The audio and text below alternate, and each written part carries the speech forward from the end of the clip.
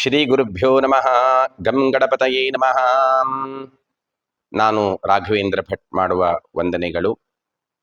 ಈ ವರ್ಷದ ಏಪ್ರಿಲ್ ತಿಂಗಳಿನ ಧನುರಾಶಿಯ ಗೋಚಾರ ಫಲಗಳನ್ನು ನಾವು ನೋಡುವುದಾದರೆ, ಧನುರಾಶಿಯವರಿಗೆ ಮಿಶ್ರವಾಗಿರ್ತಕ್ಕಂತಹ ಫಲವು ನಿಮ್ಮದಾಗಿರುತ್ತದೆ. ಅಂದರೆ 65% ಶುಭವು, 35% ಫಲಗಳು ಅಶುಭವಾಗಿಯೂ ಕೂಡ ನಿಮಗೆ ಅನುಭವಕ್ಕೆ ಬರಲಿಕ್ಕೆ ಇದೆ. ಆ ಅಶುಭ ಫಲಗಳು ಕೂಡ ಶುಭವಾಗಿ ಮಾರ್ಪಟ್ಟು ನಿಮಗೆ ಶುಭವೇ ಫಲಗಳಾಗಿ ಬರಬೇಕಾದರೆ ಅದಕ್ಕೆ ಬೇಕಾಗಿರ್ತಕ್ಕಂತಹ ಪರಿಹಾರಗಳನ್ನು ಮುಂದೆ ನೋಡಿಕೊಳ್ಳೋಣ.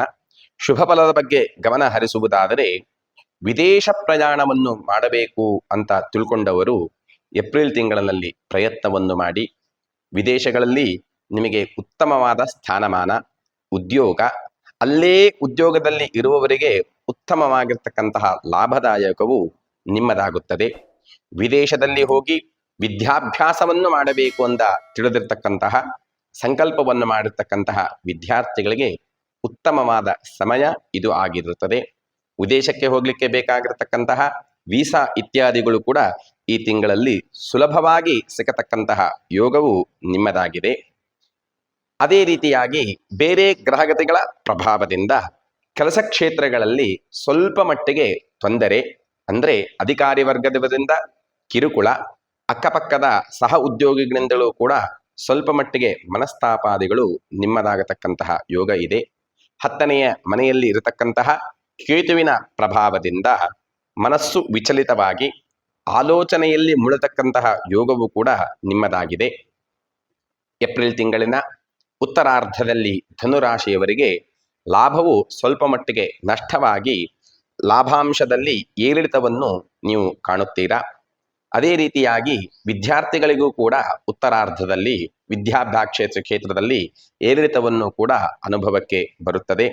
ಧನುರಾಶಿಯವರಿಗೆ 3ನೇ ಮನೆಯಲ್ಲಿ ಶನಿ ಮತ್ತು ಮಂಗಳ ಸಂಯೋಗ ಇರುವುದರಿಂದ, ಮಂಗಳನಿಂದ ಮತ್ತು ಶನಿಯಿಂದ ಕೌಟುಂಬಿಕ ಕಲಹಗಳು ಜಾಸ್ತಿಯಾಗುತ್ತದೆ. ಕೋಪವು ಉದ್ರೇಕವಾಗತಕ್ಕಂತಹ ಸ್ಥಾನ ಇದೆ. ಆ ಕೌಟುಂಬಿಕವಾಗಿರ್ತಕ್ಕಂತಹ ಕಲಹಕ್ಕೆ ಮಾತುಗಳೇ ಆಧಾರವಾದ್ದರಿಂದ, ಕೋಪದಲ್ಲಿ ಮತ್ತು ಮಾತುಗಳಲ್ಲಿ ಹಿಡಿತದಲ್ಲಿ ಇದ್ದದ್ದೇ ಆದರೆ ಕಲಹಗಳು ಸ್ವಲ್ಪ ಮಟ್ಟಿಗಾದರೂ ಕಮ್ಮಿಯಾಗಿರುತ್ತದೆ. ಹೆಂಡತಿ ಮಕ್ಕಳ ವಿಚಾರದಲ್ಲಿ ತುಂಬ ಜಾಗ್ರತೆಯನ್ನು ವಹಿಸಿ.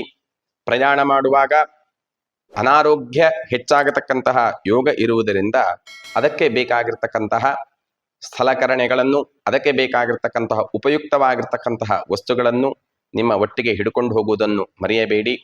ಆರೋಗ್ಯದಲ್ಲಿ ಎಚ್ಚರವನ್ನು ವಹಿಸಿ. ಅದೇ ರೀತಿಯಾಗಿ ವಿವಾಹ ಭಾಗ್ಯಾದಿಗಳನ್ನು ಬಯಸುವವರು, ಧನುರಾಶಿಯ ಹುಟ್ಟಿರ್ತಕ್ಕಂಥವರು ವಿಶೇಷವಾಗಿರ್ತಕ್ಕಂತಹ ಗುರುವಿನ ಆರಾಧನೆ, ಸ್ವಯಂವರ ಪಾರ್ವತಿ ಪೂಜೆಗಳನ್ನು ಮಾಡಿಕೊಂಡು ವಿವಾಹ ಭಾಗ್ಯಾದಿಗಳನ್ನು ಹೊಂದಬಹುದಾಗಿದೆ. ನಾನು ಹೇಳಿರ್ತಕ್ಕಂತಹ ಅಶುಭ ಫಲಗಳು ಅಂದರೆ 35% ಇರತಕ್ಕಂತಹ ಅಶುಭ ಫಲಗಳು ಶುಭವಾಗಬೇಕಾದರೆ ಪರಿಹಾರಗಳನ್ನು ನಾವು ಮಾಡಿಕೊಳ್ಳಬೇಕು. ಆ ಪರಿಹಾರದ ಬಗ್ಗೆ ಗಮನವನ್ನು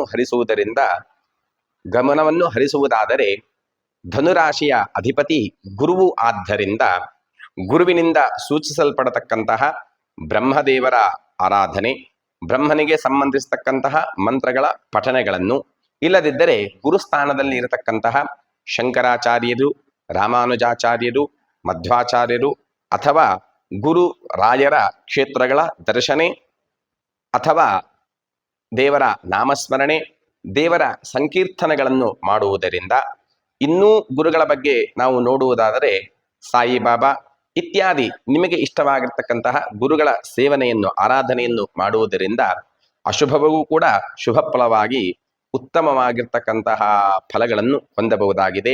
ಧನುರಾಶಿಯವರ ಏಪ್ರಿಲ್ ತಿಂಗಳಿನ ಶುಭ ದಿನಾಂಕಗಳನ್ನು, ತಾರೀಖುಗಳನ್ನು ನೋಡುವುದಾದರೆ 4ನೇ ತಾರೀಕು, 8ನೇ ತಾರೀಕು, 16ನೇ ತಾರೀಕು, ಅದೇ ರೀತಿಯಾಗಿ 26ನೇ ತಾರೀಕು ಶುಭ ಫಲ. ಯಾವುದಾದರೂ ಉತ್ತಮ ಕೆಲಸಗಳನ್ನು ಮಾಡುವುದಾದರೆ ಈ ತಾರೀಖುಗಳಲ್ಲಿ ಆರಂಭವನ್ನು ಮಾಡಿ ಜಯವನ್ನು ನಿಮ್ಮದಾಗಿಸಿಕೊಳ್ಳಿ. ಬಣ್ಣಗಳನ್ನು ನಾವು ನೋಡುವುದಾದರೆ ಧನುರಾಶಿಯವರಿಗೆ ಶುಭ್ರವಾಗಿರ್ತಕ್ಕಂತಹ ಬಿಳಿ ಬಣ್ಣ, ಹಸಿರು ಬಣ್ಣ, ಅದೇ ರೀತಿಯಾಗಿ ಪಚ್ಚೆ ಕಲರು ಅಂದರೆ ಪಚ್ಚೆ ಕಲರು ಹಸಿರು ಬಣ್ಣ, ಹಳದಿ ಕಲರು ಈ ಶುಭಪ್ರದವಾಗಿದೆ. ಅದೇ ರೀತಿಯಾಗಿ ಇನ್ನೂ ವಿವರವಾಗಿರ್ತಕ್ಕಂತಹ ಫಲಗಳನ್ನು ತಿಳ್ಕೊಳ್ಬೇಕಾದರೆ ನಿಮ್ಮ ಜಾತಕವನ್ನು ಜ್ಯೋತಿಷ್ಕರಲ್ಲಿ ತೋರಿಸಿ ನವಾಂಶ ದಶಾಭುಕ್ತಿಯಿಂದ ನಿಖರವಾಗಿರ್ತಕ್ಕಂತಹ ಫಲಗಳನ್ನು ತಿಳ್ಕೊಳ್ಳಬಹುದು. ನಾವು ಇಲ್ಲಿ ಸಾರಾಂಶವನ್ನು ಮಾತ್ರ ಹೇಳಿರುತ್ತೇವೆ. ಈ ತಿಂಗಳಲ್ಲಿ ಬರತಕ್ಕಂತಹ 35% ಅಶುಭ ಫಲಗಳು ಕೂಡ ದೇವತಾ ಅನುಗ್ರಹದಿಂದ ಶುಭವಾಗಿ ನಿಮಗೆ ಸಂತಸವನ್ನು ನೀಡುವಂತಾಗಲಿ ಅಂತ ಹೇಳಿ ದೇವರಲ್ಲಿ ಪ್ರಾರ್ಥಿಸುತ್ತಾ, ಸರ್ವೇ ಜನಾಃ ಸುಖಿನೋ ಭವಂತು, ಸಮಸ್ತ ಸನ್ಮಂಗಲಾನಿ ಭವಂತು.